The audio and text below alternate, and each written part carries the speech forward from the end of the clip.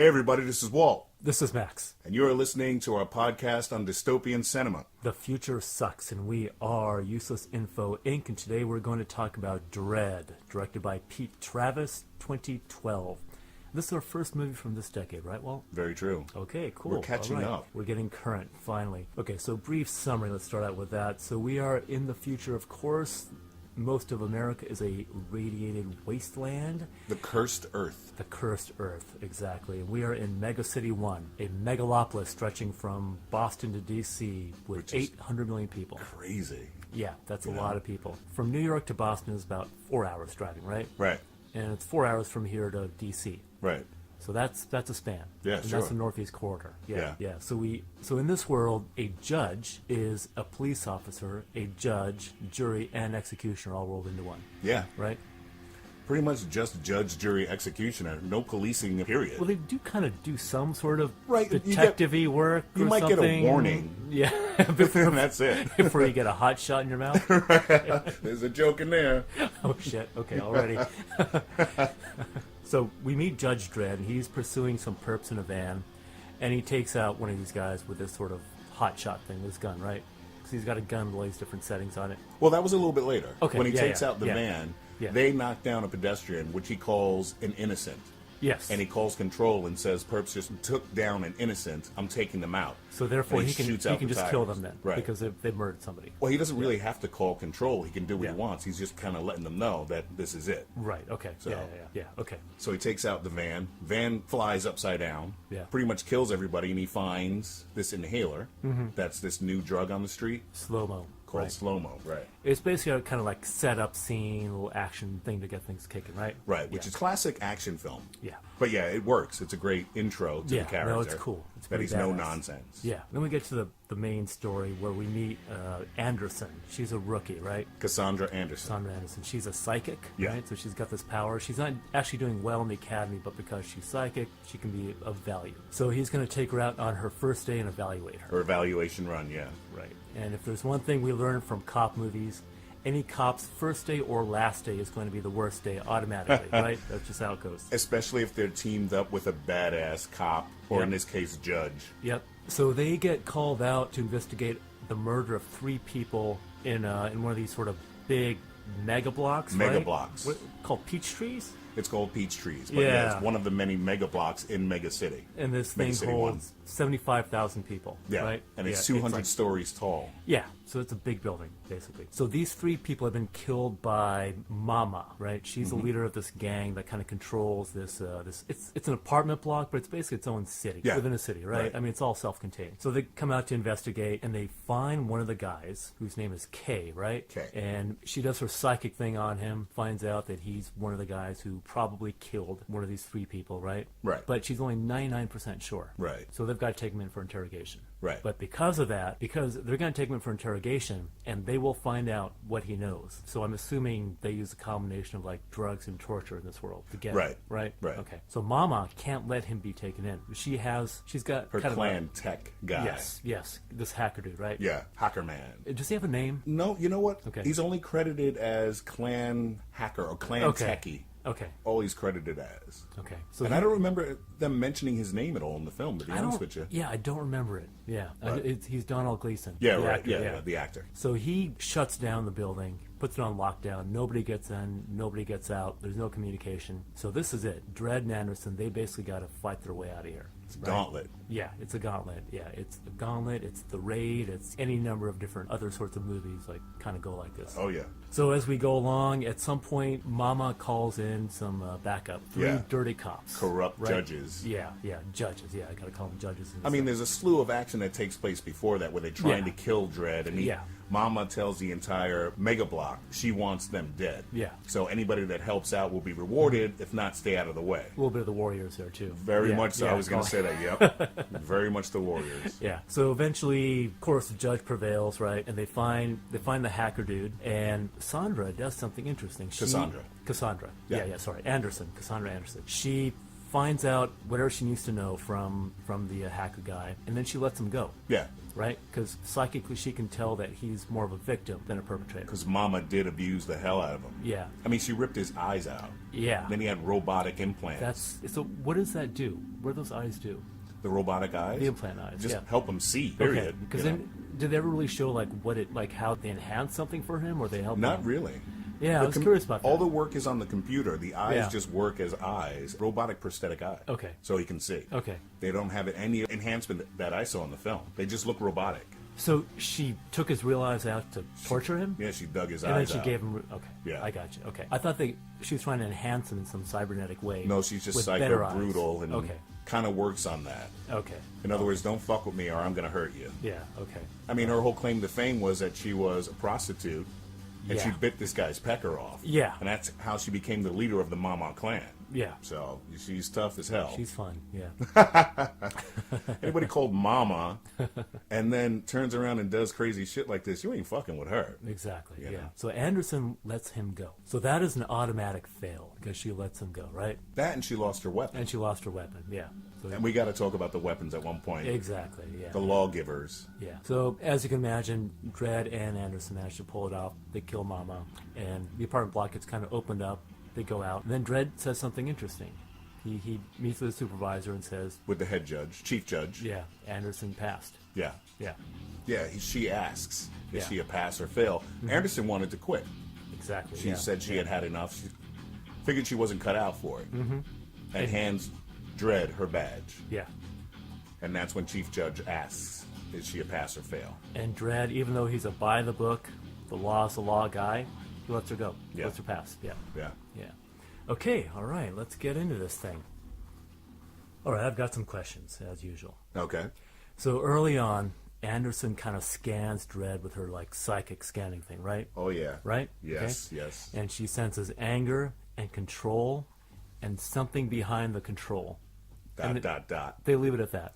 Right. What is that about? I don't want to tell you, really, because I'm a fan of the comics, and it's kind of been an up and down thing and a debate for a while. Okay. So it could. Okay, I huh. kind of don't want to tell you, So, but you okay. can twist my arm. So it's kind of like an Easter egg, or do you think it's setting something up for a sequel? No, How do it's you more feel? of an Easter egg, and it's part of the mystery of the character. Okay, Which so for me personally, it's the allure of the character. Okay. Talk a little more about that. I love this version of Judge Dredd, because he does not take the helmet off. In the comics, he does not take the helmet off. Period. Right. There's only one panel years ago where he did, and his back was to the reader, showed his fellow judges his face, and they were shocked. Okay. So the reader does not know what he looks like. Okay. So I love that mystique of the character. And I think they pulled it off great in this, because that was a big worry for fans of Judge Dredd when this movie was coming out. And Carl Urban said to fans on social media, don't worry, the helmet doesn't come off. Okay. So we were all pumped at that point, fans of the character, to see that. Now, I understand that one reason the original comic book writers did that is to have this notion that justice is faceless. Right. Right? Yeah. Yeah, which is an interesting John sort of Wagner notion. and Carlos Esquerra, yeah. Yeah. Huh. Okay, so... And he wanted to kind of make him look like some executioner as well. Like, the old school executioners that had the big hood and a mask. Yeah, okay. He kind of wanted them to look that way. So, and what's more menacing if you're facing a guy that you can't see his face? Right, yeah. With this ominous helmet, and all you see is his mouth and this grimace staring back at you. And he pulled off the grimace great in this. Yeah, I have a nuanced take on this, shall we say. Okay. So please nuance away. Nuance the shit out of this. So in general, I think it's a bad idea to obscure part of an actor's face for a long period. Really? Yes, because an actor's facial features are a big part of what he or she brings to a performance. Okay. No, I agree. Which I think it's different from, say, a novel or a comic book, because you don't really have that. I mean, in a comic book you see a face, but you can't get the subtle expressions that an actor can do, right? Right. In a movie. I think there's a good reason why in a lot of comic book movies, the actors spend a lot of time out of the masks. Right, So which they can they're sort always of, ripping the mask off at one point or so another. they can sort of, act and convey character, all that kind of stuff. Which sometimes annoys me with certain characters. He doesn't take the mask off that much. Why are you guys running around with the masks off? Come on.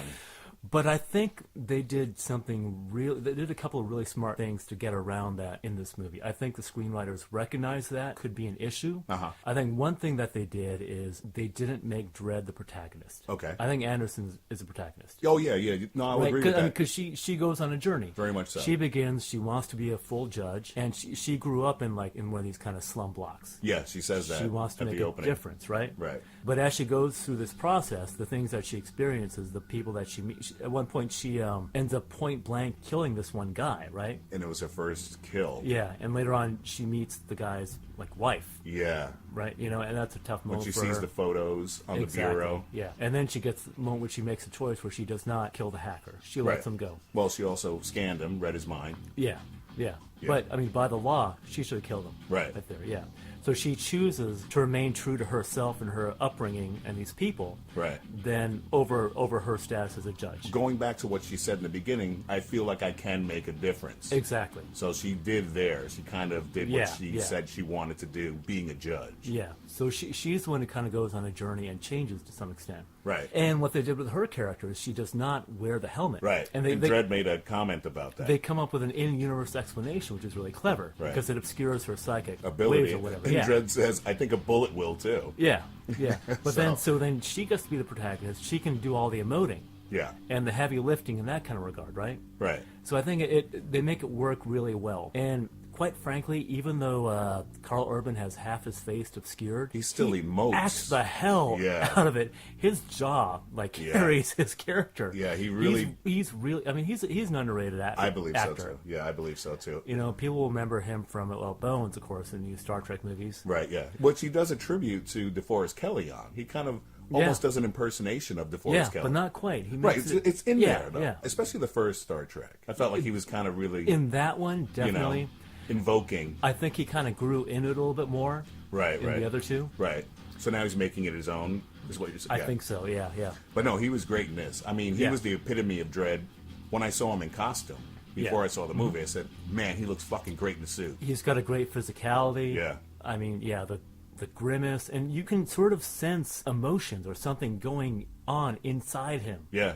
He's good. He was also very physical with the emotions. He was very physical, yeah. He knows what he's doing. Yeah. Unlike a certain other actor who played this role. Are you talking about Sly? What are you talking about Sly for? I mean, Carl Urban can act better with his lower jaw than Stallone does in some of his movies. I mean, I'm not saying all his movies are bad, but... I mean, I enjoyed Judge Dredd with Stallone, but it's a far cry from this. Yeah. That was very cheesy B-movie. Yeah. And very much a Stallone vehicle. That's the thing. And he loses the helmet. That's the thing, yeah. He has the helmet on for maybe a total of a half an hour throughout the entire film. In this, when you see Dredd suiting up, he puts the helmet on, he has his back to the audience, and that helmet never comes off. And he suits up in shadow, which is also a great other action kind of trope, where you see the guy getting ready for battle and the whole thing. So I did like that. Yeah, this is not a Carl Urban vehicle. No. I mean, that thing doesn't exist because Carl Urban, he doesn't have that status. I don't think he really wants to be there. Right. I mean, he doesn't have that kind of ego. Right.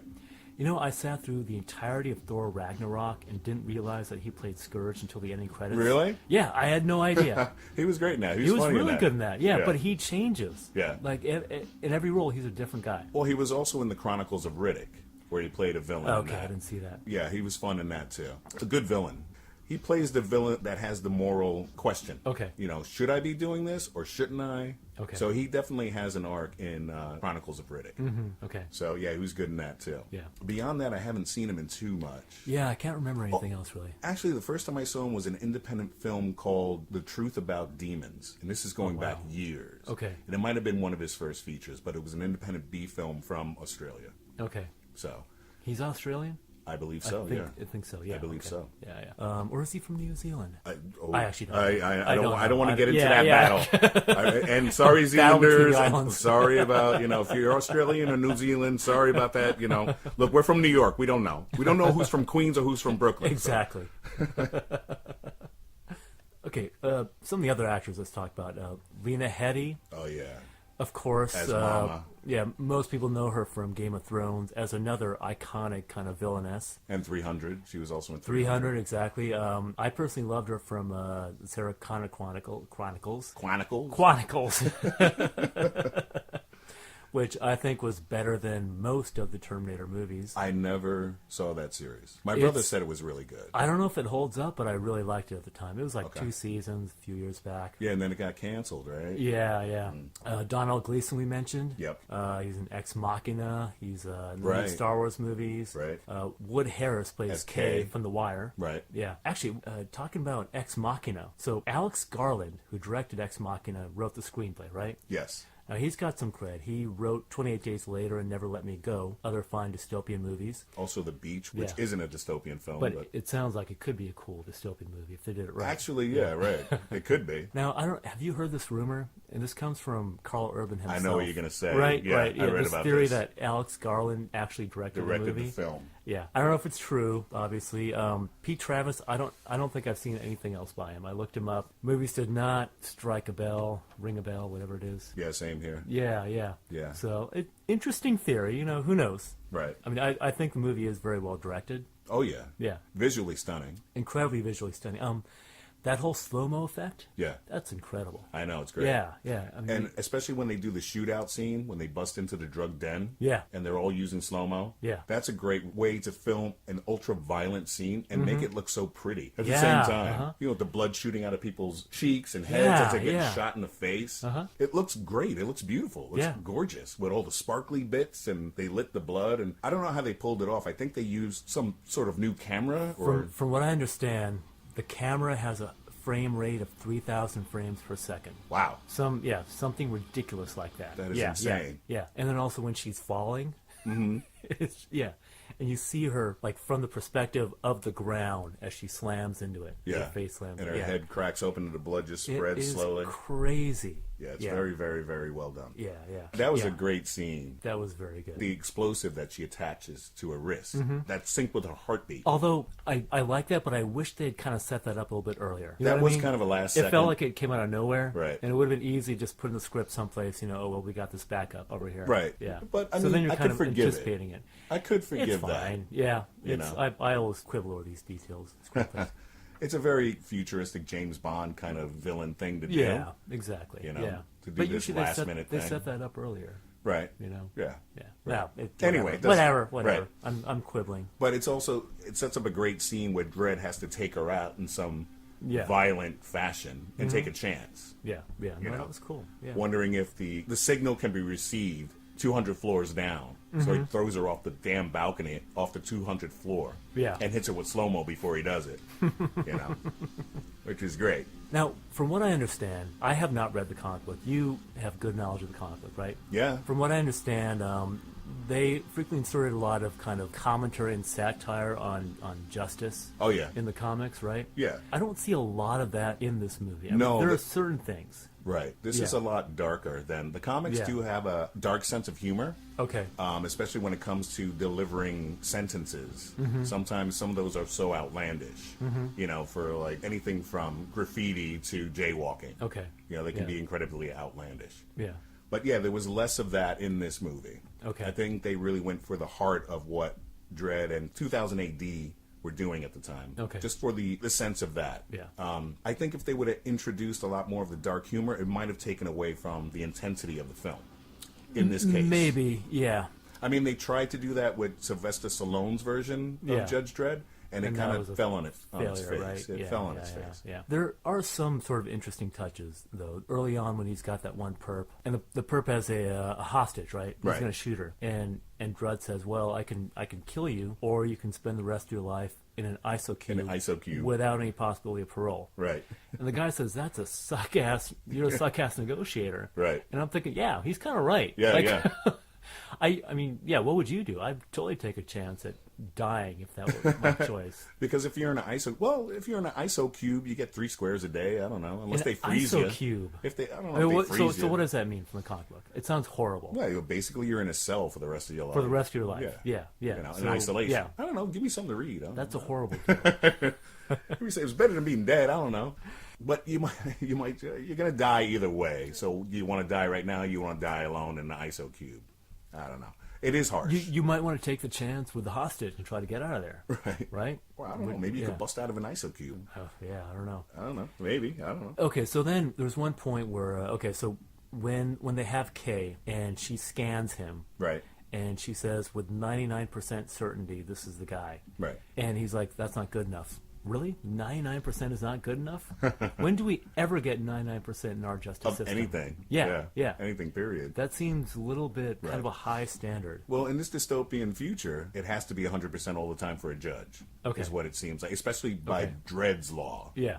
The way he follows the book of law, He follows it distinctly to the letter. So, but in that case, unless you actually catch somebody in the act of committing a crime, right? Right. Or they confess, I guess. Right. You don't have that certainty, right? So presumably, so what happens with interrogation in the comic books? Minimal. Like, okay, Minimal. You can be interrogated on the spot. You could be brought in. That Okay. rarely happened in the comics from my memory. okay, It's usually on the spot. because they act like that's a thing here. Right. Oh, we got to take them in for interrogation. Well, I think it was because she said 99 Yeah. instead of 100. Okay. 99% instead of 100% sure. Yeah. So we'll take him in then. And he's Okay. not confessing on the spot. So Right. they'll take him in. And when they describe interrogation, you know what's going to happen. They're Oh, just yeah. going to bust his ass up and down It the whole sounds- precinct. Oh yeah, You know, they're gonna they're going to torture the hell Yeah, out I of him. mean, he'll confess to something. Anything Yeah, at that point, Yeah, whether he you did know. anything or not, he will confess. Right. Yeah. Okay. So if she were certain, or if he had fired back at them, right? Right. Because they kill everyone who fires at them. Right. Because you're trying to kill a judge. Right. Automatic execution. Yep. So if Kay had fought back, they would have killed him then, right? Yeah, he would have been dead. Yeah. But And that's what Mama says later. yeah. Yeah. But later on, when she does kind of scan him more deeply, that's when she realizes, oh, he's connected with Mama, and then they've got the whole distribution network for slow-mo. Right. And So- that was the 1% uncertainty because Yeah. he was following orders, basically, I Yeah. guess. But- now that we're talking about it. But it's only after she's able to do that that they find out that there's this larger kind of drug thing that they can actually bust. Right. You know what I mean? Yeah. It's kind of like, okay, obviously our justice system is not perfect, but usually when we catch like a small-time player in a gang, we don't bust his ass immediately. We try to work with him. Okay, well, if you turn over on your leaders, we'll make you a deal. Right, right. Because we don't want the small fry. We want the people higher up. Right. In this Yeah, world, I've seen Miami Vice. I know how it works. in this world, it's like they don't bother. No. They would have just killed him. Yeah, yeah. And then they would have never busted Mama's operation. They would have just walked away. That's why she said it to him. That you Yeah. were stupid. You should have Yeah, either yeah, let yeah, them yeah. kill you Yeah. or killed yourself. Yeah, but instead of giving it away. from the judge point of view, it seems like a bad strategy if you really care about stopping crime. Right, You know what I mean? right. Like if you just Well, kill a guy. It's like, true. It's a bad strategy, but Yeah. this is a dystopian cinema where Yeah. the rest of the U.S. is just wiped out. Yeah. And the criminals are running wild in Mega City. They say something like they only have a chance at tackling 6% of the crime. Yeah. Yeah. 6%. Yeah, which is not a lot. And then if you've got no job, if you've got no options, you've got a 96% chance of getting away with whatever you do, right? Yeah, right. Yeah, so right. it's like no, or 94. I can't add to it or subtract. Yeah, so I think those little bits are in there deliberately to kind of like show the limitations of justice in this world. I think. Right. You know. It's not a great system, but Yeah. it's the only system that they kind of have right Yeah, now. exactly. It just is what it is, yeah. There's no other way to control half of what's happening, is what I always got from the comics Yeah. and what I get from the movie a little bit. It's very dark. I wonder about that. If they're suggesting that it is the only way to do it, or if it's more like, well, here's this sort of police state, and they're using that as a way of critiquing that sort of system. Like a fascist police state kind of. Yeah, from what I understand, when this comic was out in the 80s, they used it as a means of critiquing the Reagan and Thatcher Oh, administrations. absolutely, yeah. Right? Absolutely. Like, I feel like that is in here to some extent, maybe not as much in the comics. Yeah, I mean, it's a British-based UK comic, Yeah, and it takes exactly, place in yeah. America, Yeah. you know, which says a lot, says volumes. Oh, yeah. Especially when it came out. I mean, they started in the late 70s with the idea. Okay. I believe the first issue came out about 1977, Okay. 2000 AD, Yeah. where they introduced Dredd, and it was very much so commentary about what was happening and what was coming in America. You know, everybody else could kind of see it. Yeah. Outside of the U.S., it seemed. Yeah. The Americans are always so late. We're always so late Late to to figure party. out, Yep. you know, what did we do? Yeah, and also they wanted to compete with a film that was coming out at the time. Yeah. That was going to make science fiction very popular all over again. Okay. We're talking about Star Wars. Oh. So they got wind Yeah, of that and I said, hadn't heard about that. let's do some science fiction comics. Okay. Like now, because Yeah. kids are going to get into this thing. I think it had just come out in the States and it was hitting big. Okay. You know, my memory's a little foggy on that. But at the same time, they wanted to compete with it and make money. Because I think they only had like football comics and, you know, like Daffy Duck or some sort. Yeah. You know, that were popular with kids. And also imported Marvel comics. Okay. So So in the UK. yeah. Okay. So they didn't have any real science fiction superheroes of their own. Mm-hmm. These guys came up with Judge Dredd. Okay. So all this talk kind of makes me think. If you had to compare this movie to one of the other movies that we've already done. Which movie does it remind you most of? Well, this movie reminds me of a bunch of other movies, of course. There's a couple things in there. Not necessarily dystopian. Yeah. I think there's a lot of tribute going on in this film, here and there. I mean, of course I want to go Escape from New York. Yeah, that's what I was thinking. Snake Plissken. Yeah, yeah. You know, it's an escape movie. Because you've got a fascist state, essentially. Yeah. And they get sent into this kind of wild place. Right. To do something. Yeah. And get out. Right. And, of course, everything goes badly. It's just the opposite, where you have the law going in. Yeah. Where Plissken wasn't. He did it because he had to. He was kind of forced into it. Yeah. This is their job. Mm-hmm. But it's very much also the gauntlet, Clint Eastwood. You get a little Clint Eastwood out of Urban with certain lines. Right. And I delivery. heard originally the comic book character was based on Dirty Harry. Based on Dirty Harry, correct. Yeah, correct. yeah. So, yeah, he's they did a definitely comic channeling that. before this called One-Eyed Jack. Okay. And that was very Dirty Harry. And they wanted to continue with that type of character, only set in either space or the future or what have you. Yeah, and also Pat Mills was looking to develop the character with Wagner and Iscara. First he said, of course, the Dirty Harry type cop. Yeah. And he showed Iscara pictures of David Carradine in Death Race 2000, the way he looked as Frankenstein, and said he wanted to look something like that for the character. Yeah. Iscara kind of worked around that. Okay. And developed Dredd's look. Interesting. Yeah. Okay. Very cool stuff. And like I said, it was a great comic. When I first discovered it, I was a kid in the 80s. I went to Forbidden Planet, which is a UK comic store that had shops here in Manhattan. It was on 59th Street. Okay. And downstairs was the back issues and imported comics, where a lot of my friends didn't bother going down there. It was all these comics that kids my age just weren't into. And that's how I discovered Judge Dredd. And at the time, Eagle Comics was reprinting some of the UK comics, titled as Judge Dredd instead of 2000 AD, featuring Judge Dredd or the Strontium Dog or the ABC Warriors. Okay. So I started buying those up. And they were expensive at the time because they were back issues. I was a little late to the game. Yeah. So spending a whopping $2 on a comic was breaking the bank for me. Because comics were like 60 cents, 75 cents around then. Yeah. And even that was, I remember my father saying, 75 cents for a comic book? You must be crazy. So me buying these issues at Forbidden Planet, and I just started eating them up. And every time I had an extra couple of bucks, I would run downstairs. I'd be the only kid my age downstairs in the Forbidden Planet Comics dungeon buying these Judge Dredd comic books. Yeah. Okay, so usually we do Max's bits at this point, but I don't really have that many. You don't have any bits for this one? Yeah, I don't really have any. Yeah, I think we kind of covered stuff I was going to say. Okay. But I kind of wanted to turn it over to you to bring in stuff that I'm sure there are like references to the comic book that I didn't pick up that you might think are interesting. There are a couple. Yeah. Walt's bits! That's right. We covered the fact that Urban said Garland, he feels like Garland really directed the film. Yeah. The beginning of the movie uses the comic book Judge Dredd logo. Okay. When it opens up and the Dredd logo explodes, that's the comic book logo. Okay, cool. Which I was very happy about. Yeah. Side note to that is that White Zombie's first album, Las Exorcisto, used that same font, the Judge Dredd font. They copied the Judge Dredd font. Yeah, I'm calling you out, zombie. Can't hide. Drock was a curse used in the comic books because you couldn't say fuck or shit. Oh, when does he say that? No, he doesn't. Okay, who says that? The van that he takes out in the beginning, okay. The driver, he has a jacket that's slung over the driver's seat. Okay. On the back of it is spray painted Drock. Okay, so is that like frack and Battlestar Galactica? Exactly. Okay. It's the equivalent of frack. That was my next, but you stole a bit. So Judge Dredd's full name, that they don't mention in this, is Judge Joseph Dredd. Oh, okay. Joe Dredd. Joe Dredd. That's very Western. Yeah. Okay. I felt like the corrupt judges, when they come after Dredd, that's very Magnum Force for me. Yeah. Very Magnum Force. Even some of the lines are almost taken directly from. Yeah, they have that disillusioned cop speech and... Yeah, exactly. The techie. He was making these little wire animals. Oh, I didn't notice that. Okay. He was making these little wire animals sitting there fumbling around with wire and cable. Very Blade Runner, because there's a point where Anderson is in Mama's den and she lands on the ground. There's like a little panther or a little tiger lying on the floor in front of her.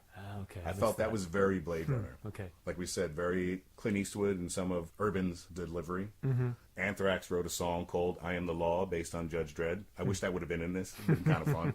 That's pretty much what I got. There is a Blade Runner kind of cyberpunk feel to this movie. Oh yeah, Yeah. yeah. And I think we touched upon this when we did our Blade Runner episode. Blade Runner almost ended up looking like this did, because in the original script it was all going to be interiors. It's going to be a much smaller movie. Right. And it was Ridley Scott that kind of expanded into a larger world. This one keeps it very, very tight in interior. Oh yeah. Most of it is in that kind Mega of single, block. Single building. Peach trees, yeah. Yeah, yeah.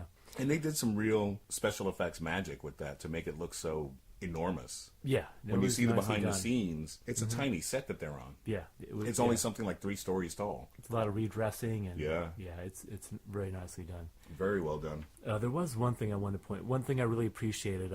So when Kay is talking to Anderson, because Anderson, she has psychic powers because she was irradiated as a child. Yeah, so she's a mutie, quote unquote. Yeah, that's always one of my pet peeves as a science geek. Right. Science nerd, I guess. That whole idea that radiation gives you superpowers. Hey, it worked for Spider-Man. He got bit by a radioactive spider. Yeah, I know. It's like for a certain period I can kind of go with it, like 60s and 70s. Well, yeah, it was taken from the atomic era with the 50s movies. And back then nobody knew what radiation really was anyway. Right. But now we know that Chernobyl happened and didn't create a race of superheroes. Right, right. So I like that line because it helped my suspension of disbelief. Yeah. Because he said to her, oh, usually radiation just gives you 3 stumpy arms or no arms. Right, right. But it made you a psychic. Yeah. And I felt like it kind of worked out for you. You put together all right. Yeah. Because she's an attractive woman and the whole thing. And I felt like that was kind of screenwriter saying, okay, yeah, I know it's stupid, right, but just go with me. You know what I mean? I mean, because it's been done in science fiction since the dawn of science fiction. Yeah. Radiation and atomic, this and that, and And I just kind of feel like we know more and we can kind of go beyond that. Right. But I'm willing to go with it because he makes it easy for me, the writer. Because he's saying, yeah, obviously radiation doesn't do this, but just go with this for this movie. So, okay. Well, it is kind of sticking to the source material as well. I mean, the comics came out in the 80s. The Sure, threat of nuclear war and nuclear fallout and what have you. And so it kind of sticks to the material, the source material. Yeah, but it doesn't give you superpowers. That's, that's the only thing. Oh, but you can hope. I'm looking for that radioactive spider right now. Jeez, come on, man. I want to be Spider-Man. Or Dredd. All right, let's do metal moment. Okay. Metal moment! Thank you. That's what I was waiting for. What do you think is most metal moment in this movie? I have 2. Okay. Can I do 2? You or can just do 2. One? Okay. You can do 2, yeah. For me, it's the slow-mo shootout in the drug den. That is very, very metal. Yeah. I kind of almost, like I said, want to hear Anthrax's "I Am the Law" to that, I love the when you see the guy's stomach kind of ripple from the shockwave. That's a real effect. They did that for real. Yeah. Yeah, that wasn't CGI at all. Mm-hmm. Yeah. Because I saw the behind the scenes on that effect, and it's pretty amazing. This big guy just turns into jelly. Yeah.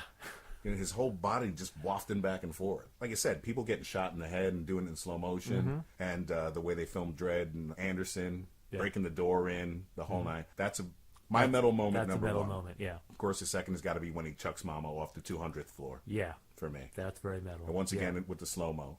And just the delivery. The lines that he gives her and the whole thing. Very badass, very tough. Yeah. And then afterwards, when she hits the ground, he walks away, he just says, yeah. That's awesome. That's metal. Nothing else but, yeah. My job is done. I'm out of here.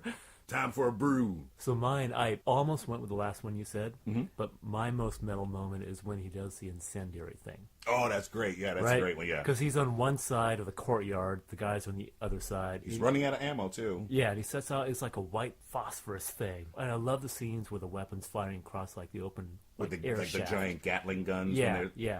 Lights them on fire. That was really, really cool. It explodes over them like a firework. Yeah. Spreads out and hits every single one of them. And they burn up. It was metal. Yeah, that's a great metal moment. Yeah. Great metal moment. All right, you got anything else? Specific stuff, bits? Oh, well, there is one other little bit that I have to mention that's a nod to the comics. When we're in Peach Trees, there is some graffiti on one of the floors that has a happy face. Yeah. It says Chopper. Okay. That's straight from the comics. Okay. That was an issue from the comics where Dredd had to find this graffiti artist who was defacing monuments all across Mega City 1. Mm-hmm. So that's a direct reference to that. I figured there were things like that in there. There was a scene in a school room, right? Yeah. And there are things on the walls. I kept trying to get a better look because I feel like those are probably references. Yeah, I didn't look too much. The one thing I did see after he messes the guy. What's the character's name? K. When he tries to loosely interrogate him. That's the other thing I got to say real fast. Sorry, I distracted myself. Mm-hmm. That close-up shot of Urbane with the mask, it looked like a comic book panel. And the way he was lit, he looked like one of the artists rendering of Dredd in the comics, Brian Boland. The way he was lit, he looked just like a Brian Boland drawing to me. Huh, okay. It was very impressive. Okay. So he beats him up a little bit before Anderson says, I can find out more if you don't hurt him so much. She'll use her psychic powers. Yeah. And he turns around and he walks and he stands in front of the American flag that's in the corner of the room. Yeah. That was very, very comic book. Okay, yeah. So many images of Dredd standing in front of a flag. Mm-hmm. So I like that little bit, too. Okay, cool. Very cool. Yeah. But like I said, there are certain shots, especially with some of the close-ups and what have you, look very comic panel to me. And he got these intense close-up shots where you have some action going on in the background, and that's why I say they look like comic panels. So there was that aesthetic going on where I wonder if they even use some of the comic books as storyboards. Yeah, maybe. Is this based on a storyline, a specific storyline that you recall? Okay. No, it's kind of an amalgamation of different things. Sure, like they usually do. Yeah. But apparently, since it's become a cult classic, so to speak, and it did well on Blu-ray. The movie? And DVD. The movie itself didn't do well in theaters. It was ignored. Yeah. I mean, it was like a late summer release, so it was badly positioned, I think. Yeah. And honestly, still today, when I mention it to people, they're like, oh, wasn't that Stallone movie? Yeah, which is sad. So that's the only one they remember. Yeah. I felt very bad about the fact that it didn't do well. I thought maybe this would bring the character to light. And a lot of people just don't know who the character is, really, which I find sad. Yeah, you'd kind of have to market it as, kind of like a cyberpunk sci-fi type thing. Right. But it just didn't get out there. No, it didn't. It did not do well at all in theaters. Yeah. But it saw life on Blu-ray. Yeah, and it's did really well on Blu-ray. Yeah, it's been critically reevaluated pretty well, I think. Yeah. And apparently now, since it did well on Blu-ray, they're talking about a possible sequel. Okay. And if not a sequel, a television show. Be called Judge Dredd Mega City 1. Yeah, I think that would be really interesting. I mean, this is very kind of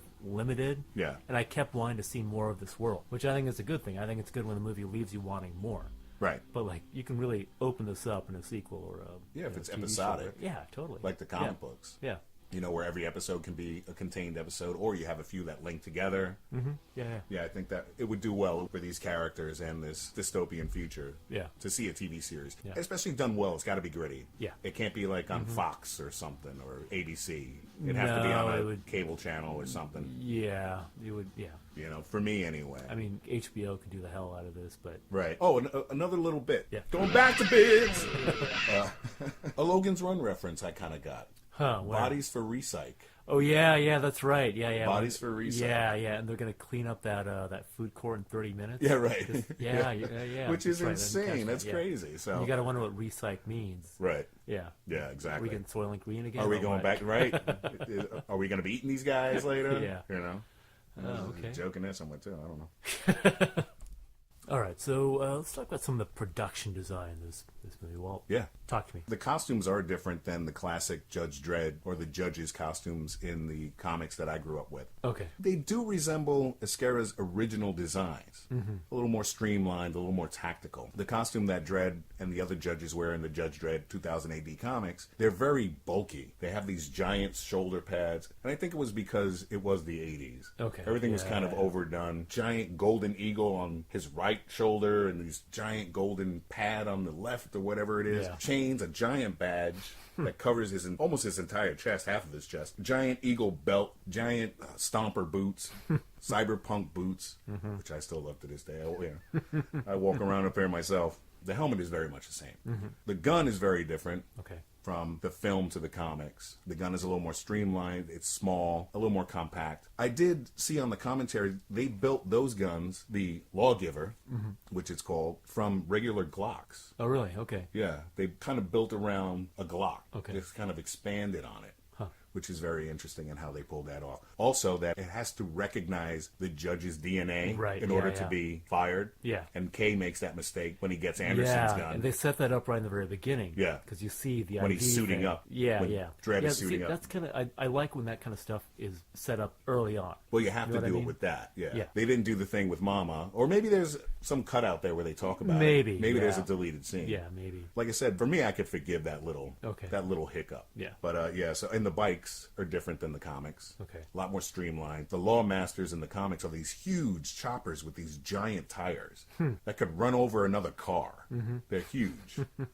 So of course they have to streamline that too. Like I said, it was the '80s, so everything in comic book fare as well showed off or mimicked what was happening with the times. Everything There's was an expressionistic look to it Right. as well. And yeah, I like the look of it. I mean, of course, when things change and things get updated, wouldn't really.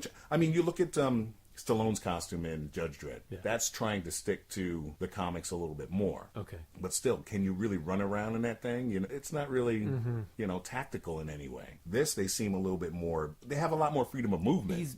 If you're putting these people like in a real, actual living city, Right. it's got to be believable. You know, like if in a comic book you can go like bold and visual and it can make sense. But Of course, yeah. It's I But can when see you why they translate made it that to choice. film, exactly. Yeah. I mean, like I said, the costumes in Stallone's version, they look cool, but they're not very functional, in my opinion. Yeah, it's a thing, and then They it don't look just, functional. It doesn't look right. Yeah. Right. So, Okay, so we time to wrap this thing up. you think so? Okay. How do you feel? You got anything more to say? I don't know. I think we said a whole lot about it, right? Did a lot of good stuff. Okay, I think this is the best version of Dredd so far for me. out of the two, Out of the two, I know. I think obviously.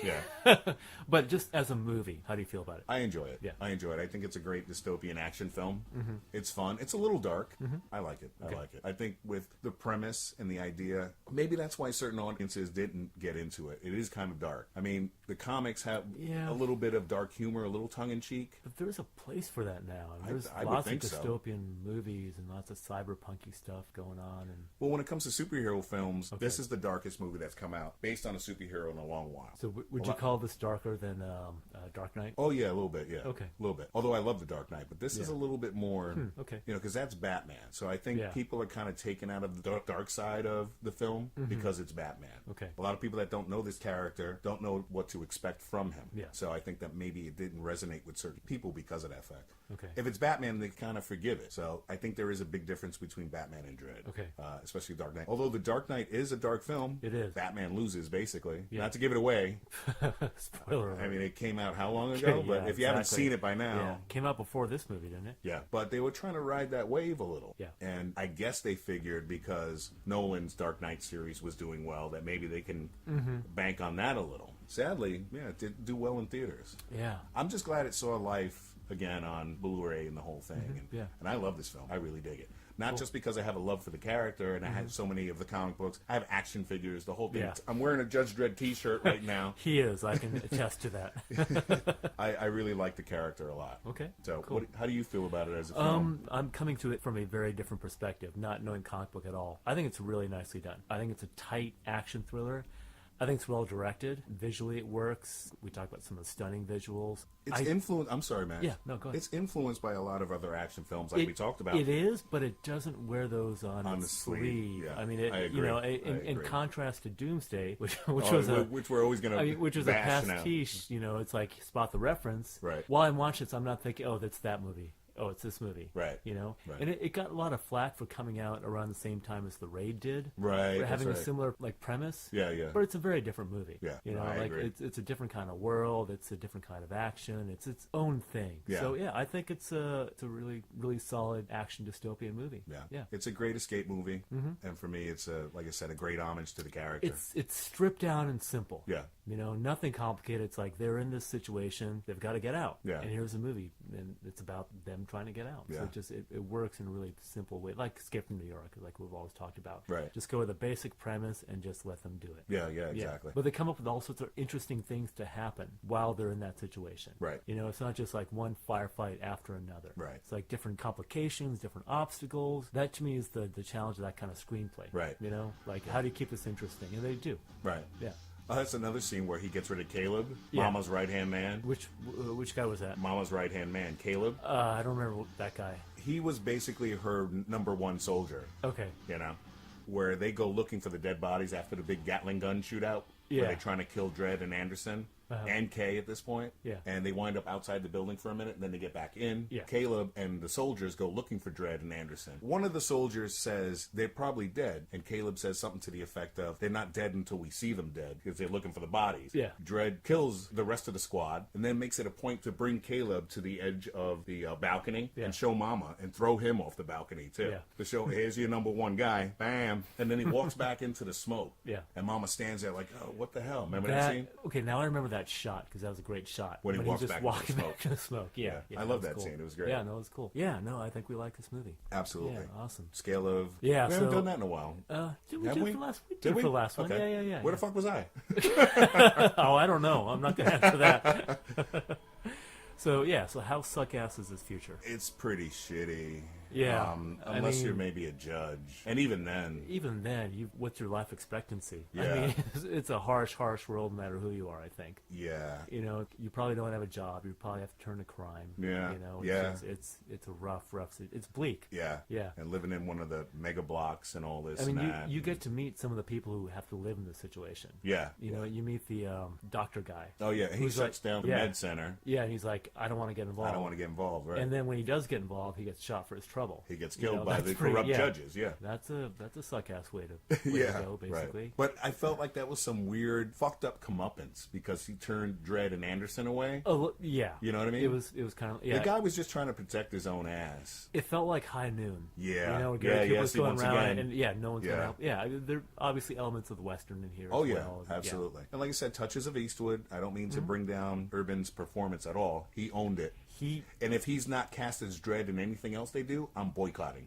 I'm boycotting it. Serious. I don't know if he'd do TV, though, honestly. I hope so. I hope he would reprise you the think he role. would? Yeah, I think he's the For only TV. guy. I hope so. I hope so. I don't know. Oh, you can hope, but For me. you may have set your hopes a little bit high in that regard. A movie, sure, he might do, but I have a feeling he's more ambitious. Okay. I don't know. We'll see. Right. We'll see. I mean, we'll see if anything happens at all. All right. Yeah. Well, if you're listening, Carl, please. Don't disappoint us. Right. You're one fan. You're two fans of playing Dredd, for Christ's sake. Come on. He might want people to see like his eye color now and then, you know, and that's not the kind of role that's going to let him do that. Well, he's had other roles where he can... Sure, you yeah, know, yeah. so. But if you sign up for a TV series, that's pretty much all you're going to do for years, you know? Wear the helmet. Yeah. Yeah.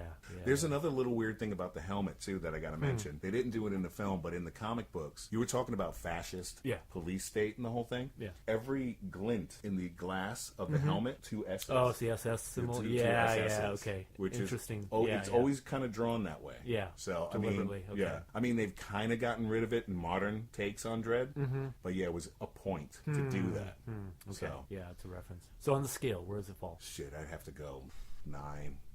I think I'm going to go as high as 9 on It's this pretty, one. yeah. Well, it's not as bad as Soylent Green because at least here you have an apartment. You don't have a job, but you've got an apartment to yourself. Right? Okay, right. We're not on the steps. Right. Or sleeping on the street, not necessarily. Okay, all right. Yeah. I mean, but it's still way We're not eating overcrowded. people. It's very, very overcrowded. Yeah. But yeah. in Soylent Green, if you're a cop, you can kind of get by, or if you're, you know, No, like we had talked about. We're middle class. Right. We're just regular Joes. All right, fuck. All right. But I am going to go as high as 9 on this. What did we give Soylent Green? We may have given it 9. I think it was 8 or 9. Oh yeah, I'm gonna give this one 7. 7, okay. Yeah. Reason yeah. being the apartment thing? Yeah, it's not so horrible. Okay. I mean, it's pretty bad, but it's not. Yeah, you can still get by and make a living if you're smart about it. I think. All right. Yeah. Okay. Okay. All right. All right. So one last piece of business, right? Do you have the ceremonial coin? Yes, I do. Okay. So whose toss is it this time? Actually, it's yours. I think it's my toss. Yeah. Okay. I am flipping. Call it. Heads. It is tails. Tails. Okay. All right. So we have done 3 movies in a row that take place in this millennium, right? Right. I feel like we're treating back to my comfort zone, Okay. which is the 70s, of course, as you well know. All right. And a classic that we have not touched on that I've been wanting to do for a while. Uh-oh. Rollerball. Rollerball. Yes, right? James Caan. Yes, All right. okay. This is a classic, people. If you haven't seen this, watch it. And just to clarify, not the stupid-ass remake Not that the came out remake, in yeah. 90s or whatever, 2000. Yeah, that was bad. That was No, bad. go way back to, what, 1973? 3, 4. Something around like there. that. Yeah, Around with there. James Caan, directed by Norman Jewison. Watch this movie, and Great we'll film. come back at you. Yeah. Great film. All right, cool. People, thank you for joining us. We are Useless Info Inc. You can find us on the YouTubes, on Twitter as Useless Info Inco. We are on WordPress, uselessinfoinc.wordpress.com. We're on Podomatic, and I'm working on getting this out there. I think we're on, we are on Google Play now. Google Play. We're on Google Play, yeah. Sweet. We're trying to expand our empire, our tiny little empire. Yep. Mega block by mega block. Exactly. Story by story. Moving up. Taking over like Mama. Yep. All right, people. We'll catch you next time. I'm Walt. I'm Max. We'll see you later. Bye.